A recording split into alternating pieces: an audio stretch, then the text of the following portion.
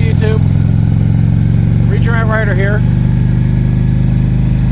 Hope today finds everybody well. Shout out and prayers for the people in Florida right now. I got some co-workers, some close friends down there. Some around the Naples area, some around Orlando, and another's around the Fort Myers area, so they all look to get whacked pretty hard. Hoping they're going to be okay. So that being said, that actually wasn't the point of my my video today. That just is happening, so I wanted to give a shout out to those people. But what I wanted to actually talk about today was a topic that I've been debating whether or not I was going to even really talk about it, because first of all, it's something that doesn't affect at least half the people who ride motorcycles, and two, it's one of those topics, it's been talked to death about, and three, it's one of those things that a lot of people who do pay attention to it are very strongly opinionated on it. So I really wasn't going to talk about it, but what prompted me to is there's a new law. I don't know if it's been actually passed or it's just been proposed, and what I'm talking about is having a motorcycle with loud pipes. So the law that I'm talking about, I live in the Chicagoland area, and I don't know if it was a concerned citizen or an alderman who got the ball rolling on this or what, but the city's trying to, or has passed, an ordinance to fine vehicles, and it's primarily motorcycles, let's be honest here, for having loud pipes on Lake Michigan, or on Lakeshore Drive. Now, I lived in downtown Chicago for 4 years. The apartment complex that I lived at, it was probably a little over a mile away from Lakeshore Drive, due west. And in the summer, at like 2 o'clock in the morning, for instance, the loud pipes from motorcycles on Lakeshore Drive, which was over a mile away, would wake me up in the middle of the night. A lot of that has to do with how the city is kind of sectioned off. After the Great Fire of 1890 something, whatever, when they redid the city grid is very straight and parallel and perpendicular with the streets. There's not a lot of streets that curve one way or another through the city like some other older cities like Washington or New York. So it's very grid oriented, and because of that, things like wind and sound get trapped between the buildings downtown, and it amplifies it and carries it for a long distance. So on a normal day when it's windy outside in Chicago, the wind inside the loop, which for those who aren't in the area, that's like the downtown, what is this Yahoo do? What are you doing? Don't get into that lane. Freaking idiots. Anyway, it'll get up to like 50, 60 miles an hour in the street level in downtown Chicago. And that's because everything gets amplified because it gets banged around the buildings. So the same is true with sound. There could be a fire truck 2 miles away, and I can hear it. I could hear it in my apartment like it was across the street. So I understand where the people are coming from on that, because they live there and they don't want to be woken up at 3 in the morning by someone rubbing their pipes. revving their motorcycle with loud pipes. I totally get it. And on the other hand, I do subscribe somewhat, at least, to the notion that loud pipes save lives. They don't save lives as much as people who use that as an excuse to have loud pipes do, because you really can't hear your pipes when you're in front of the motorcycle. You can hear the pipes when you're alongside the motorcycle or when a car's behind you. So it can help with someone cutting into your lane when they don't see you, or if someone's riding too close behind you. So in those regards, it does improve safety somewhat. But it's not as big of a life-saving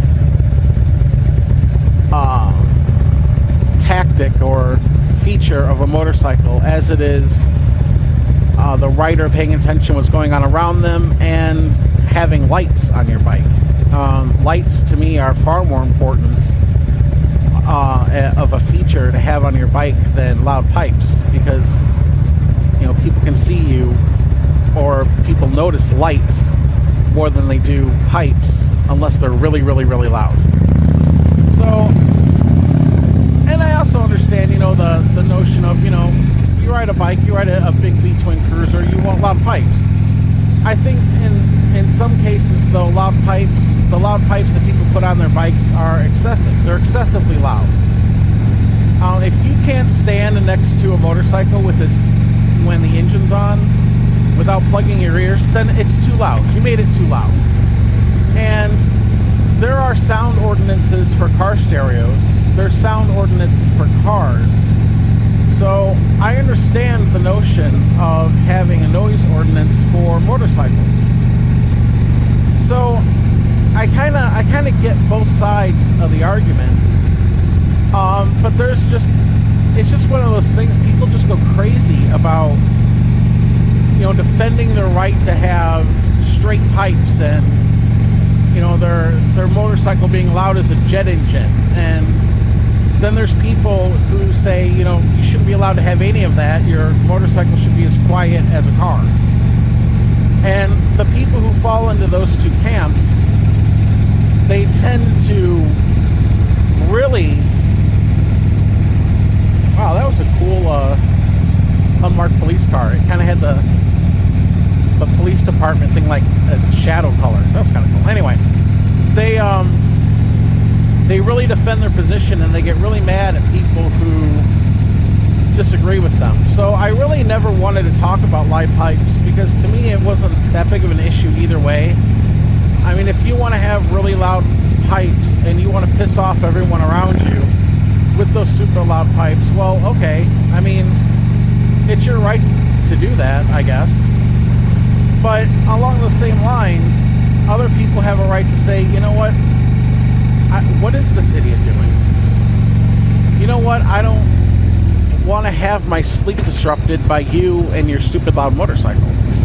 So I get both sides of it. It's just that every once in a while something happens where this becomes like a hot topic, and when someone tries to pass some sort of noise ordinance against a motorcycle, all of a sudden everyone starts waving the American flag and shouting freedom and oppressive government and all this other stuff. And I'm just like, you guys are being a little ridiculous. I mean, there should be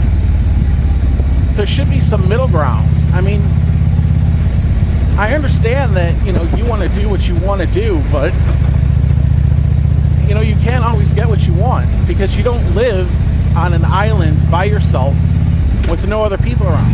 You live in civilization, and sometimes your individual freedoms supersede others, and there has to be some sort of, compromise put into place there. So I never wanted to really talk about loud pipes, because it's one of those topics, as I'm even saying it, I'm like, I can't believe I'm discussing this topic on YouTube. But given that I live in Chicago, and this new noise ordinance, I I don't remember if it got passed or it's just been proposed. Oh, look, the person's on their cell phone, texting while they're driving. Anyway, since it's affecting the area that I live in, I decided I would make at least a YouTube video that where I'd air my opinion on it. I mean, you know, with the next motorcycle that I have, I'm probably going to have louder pipes on there than I do now, but I've never wanted pipes that are so loud they rattle someone's house windows. You know, I just think there's excess that, you know, we can get together and come to, you know, some sort of common ground on.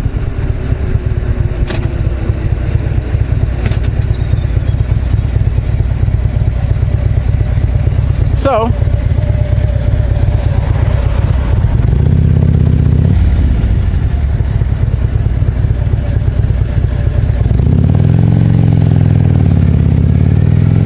I'd be interested to know what people who watch this video think. Do you think that there should be some sort of, you know, level of loud pipes or level of loudness that's acceptable? Or do you think that either, you know, a motorcycle should be louder than a car, or that you should be able to, you know, blow someone's eardrums out when you rev your bike engine?